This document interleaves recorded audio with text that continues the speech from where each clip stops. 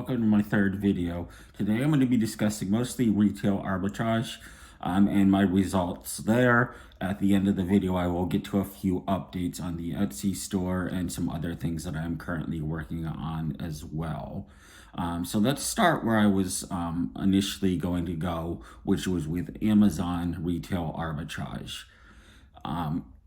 Now, with retail arbitrage, you are trying to find discount products and sell them at a higher rate on another marketplace. So like you go to Walmart clearance and then you buy a discounted product and you sell it on Amazon for a higher price. And in theory, you are supposed to get a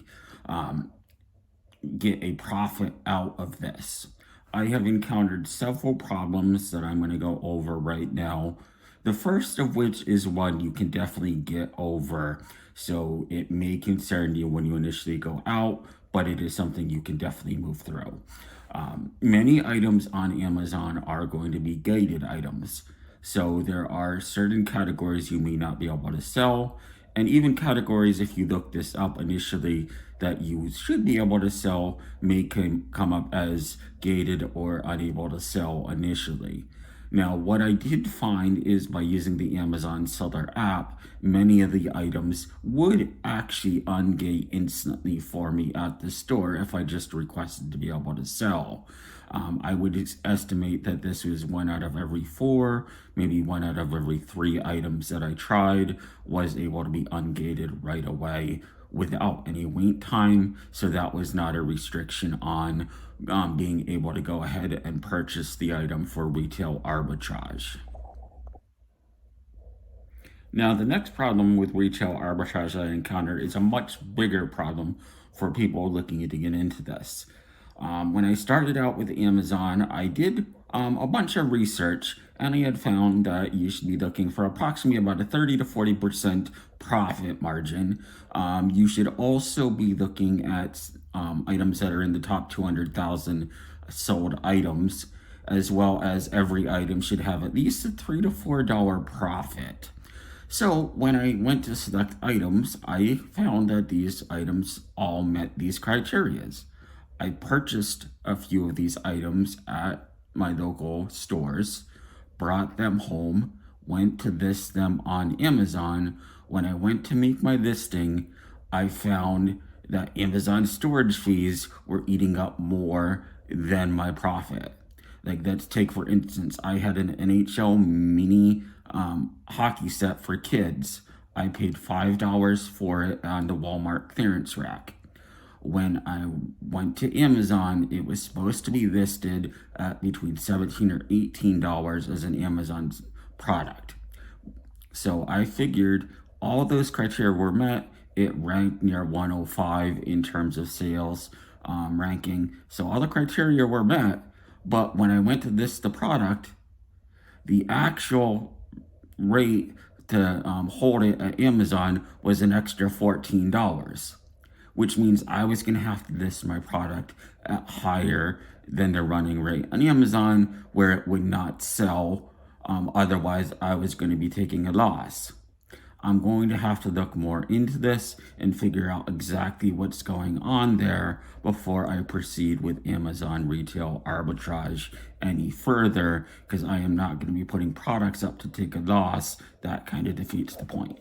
So with Amazon causing me problems on the retail arbitrage front, I've decided that I am going to also be looking into doing some eBay retail arbitrage, where the fees seem a little bit easier to understand and less worrisome.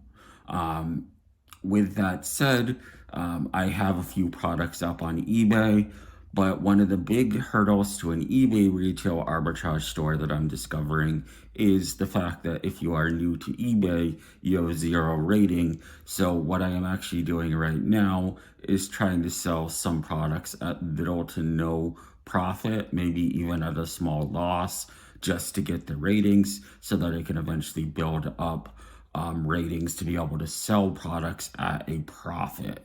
Because without that, it's going to be hard to sell products. They don't really position you well if you are a low-rated seller or have no rating at all. So there are some definitely some there are definitely barriers to new sellers on eBay as well.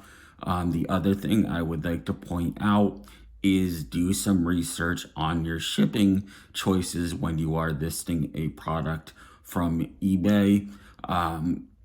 As a new seller, you may list a product as a certain shipping style and find out that eBay will not let you print that shipping label at their discounted rates because you don't have any funds from established sales. That is what I discovered just recently through eBay with my first sale, which I was already selling at a loss. So then I had to take it to the FedEx store and have it shipped through FedEx without the eBay discount, which led to an even greater loss.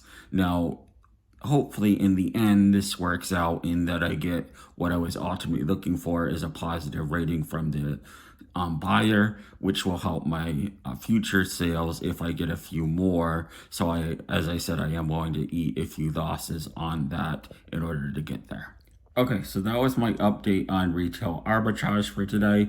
I'll keep you updated as time goes on whether anything changes. But as of so far, I have made $0 on retail arbitrage and actually am down money in the process. Now, with that said, I would like to update that my Etsy store is currently still suspended, so no updates there. I've moved a few of my shirts over to my eBay store, but with that said, I don't have a seller's account, so there is limits on the number of shirts I can sell on eBay, and I don't expect them to sell too well with no seller rating, so hopefully once I get a few sales through the products I'm selling, little to no profit margin, I can actually start selling more shirts on eBay as well if the Etsy idea is not going to work. Also, I did start a no face Facebook channel. If you want to check that out, it's about Vegas and Vegas vacations. I will put a link in my description here for you to check out that channel if you are interested in that type of thing. Keep in mind, it is no face and the voice is going to be not mine. It is computer generated, so be aware of that. And I'd like to thank you, and if you want to subscribe and like this video, and have a wonderful day.